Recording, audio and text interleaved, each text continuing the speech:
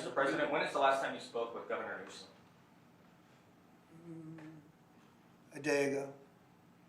Called him up to tell him, got to do a better job. He's doing a bad job, causing a lot of death and a lot of potential death.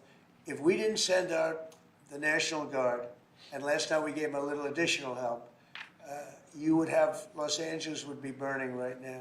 Los Angeles would be not a lot different than what you saw take place in California and Los Angeles just a little while ago. And, you know, you got to remember, we have the Olympics coming. And we don't want people looking at Los Angeles like it was, like it would have been. It would have been bad. Last night, they had total control. If we didn't have the military in there, the National Guard, and then we also sent in some Marines, we had some bad people. We have people, they look in your face and they spit right in your face. They're animals. And these are paid insurrectionists. These are paid troublemakers. They're agitators. They're paid. Do you think somebody walks up to a curb and starts hammering pieces out, has all the equipment necessary, and starts handing it out to people to use as a weapon? These are paid insurrectionists or agitators or troublemakers. You can call it whatever you want. And we ended it, and we have in custody some very bad people, some very bad people. Mr. President. Did you see the guy throwing the rocks at the police cars as they went by and crushing their windows and endangering our police?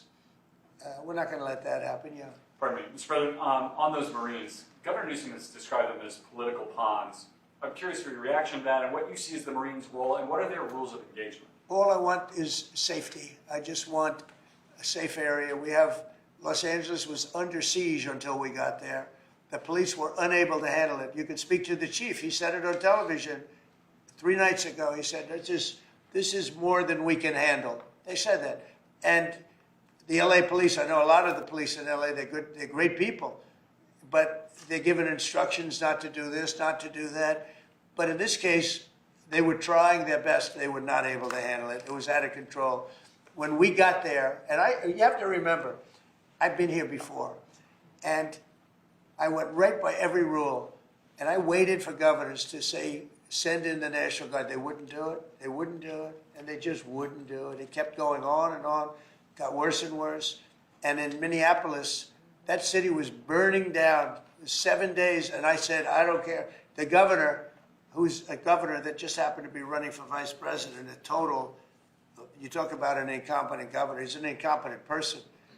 That he was picked, well, I was actually very happy he was picked for other reasons. But this guy wouldn't call the National Guard. And we ultimately just sent in the National Guard. We stopped it.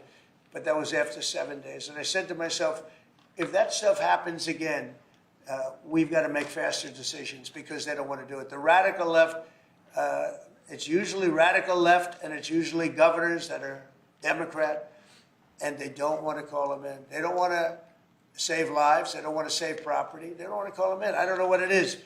We sent them in, not early, we sent them in late as far as I'm concerned. But big problems, as you know, 3 nights ago, big problems were ensuing. If we didn't send in the National Guard quickly, right now, Los Angeles would be burning to the ground.